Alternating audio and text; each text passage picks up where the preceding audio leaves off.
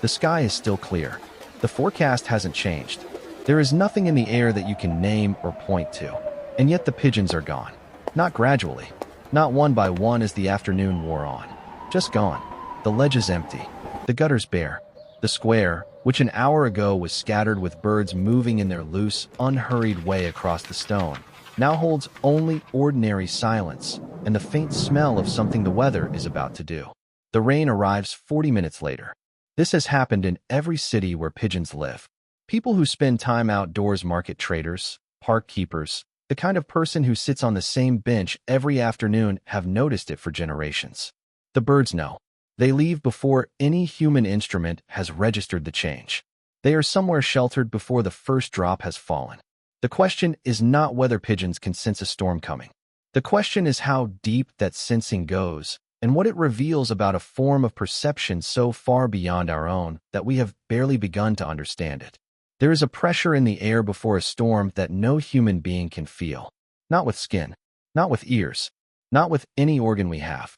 The barometric pressure of the atmosphere drops in the hours before rain arrives, sometimes subtly, sometimes sharply, always measurably, and the change moves through the air like a slow announcement of what is coming.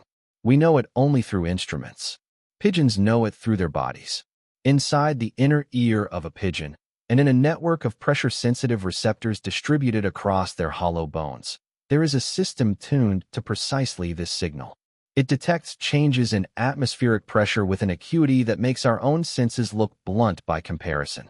What a barometer renders as a number on a dial, a pigeon experiences as something closer to sensation, a felt shift in the world, registering not as thought, but as physical knowledge. The storm does not arrive as surprise. It arrives as confirmation of something the body already knew. And this sensitivity is not passive. It is not simply that the pigeon experiences discomfort and retreats.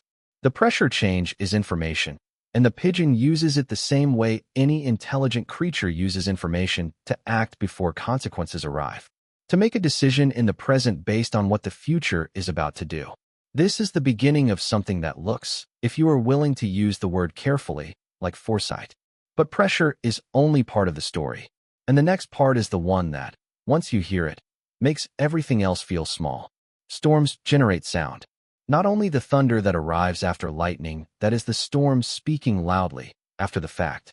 Before the storm, in the hours and sometimes days that precede its arrival, the system generates infrasound, low-frequency acoustic energy that travels at the speed of sound across enormous distances, passing through mountains, bending around the curvature of the earth, arriving at a city long before the clouds that produced it are visible on any horizon.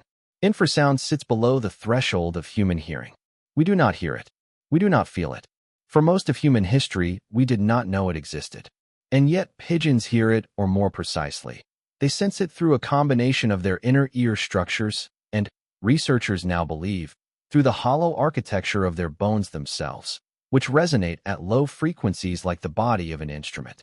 A pigeon standing on a city rooftop may be hearing a storm that is still 200 kilometers away. The sound of it arrived before the weather did, before the radar showed it, before any forecast was updated. This is not instinct in the simple sense we sometimes use that word, an automatic, unthinking reflex inherited from ancestors. This is active environmental reading. The bird is processing a signal, integrating it with other information, and making a behavioral decision.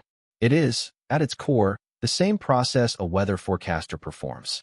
Just faster, just older, just run on completely different hardware.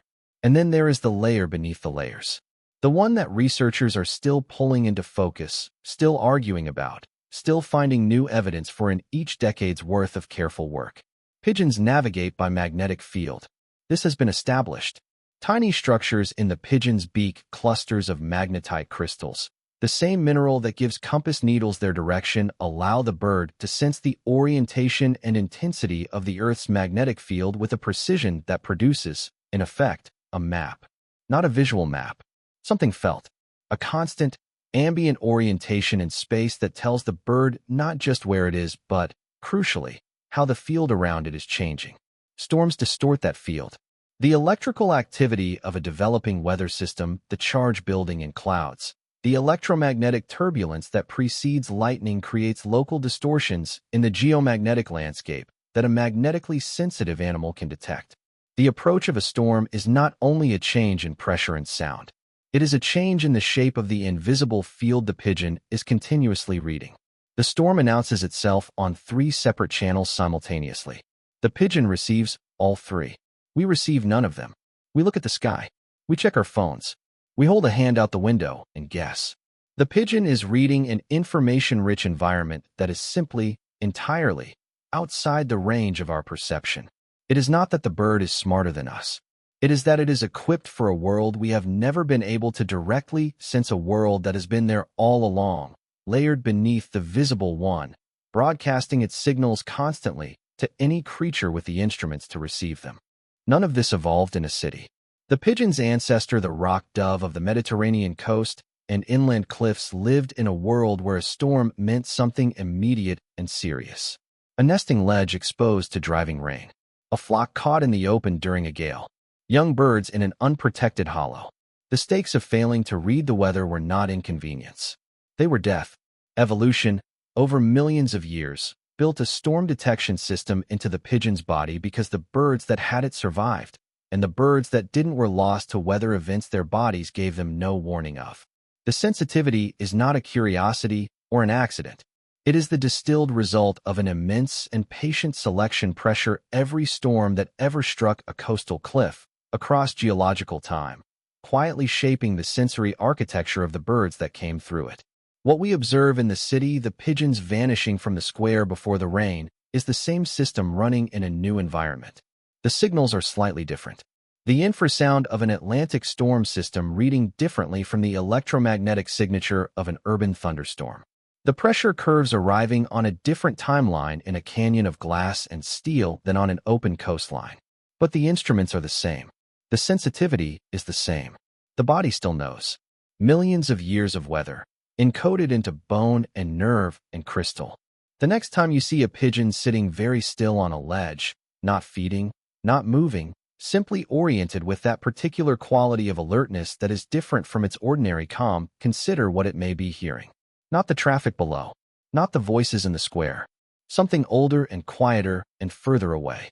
A low rumble moving through the earth and air at the edge of the audible spectrum, carrying information about a system of clouds hundreds of kilometers distant. A faint distortion in a magnetic field, it reads the way you read a room automatically, continuously, without effort or thought. We built instruments to detect these things.